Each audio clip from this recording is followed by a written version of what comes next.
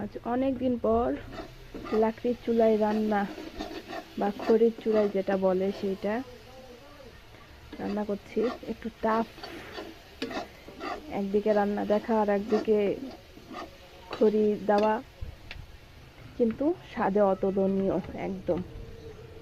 মায়ের বাড়ি আসছি, এসে এই যে রান্নাবাড়ি হচ্ছে, হেল্প করছি। মা তো সব রান্না করে, আমি জাস্ট মা একটু অন্য কাজে গেছে, সেই ফাঁকে একটু হেল্প করছি। এইটা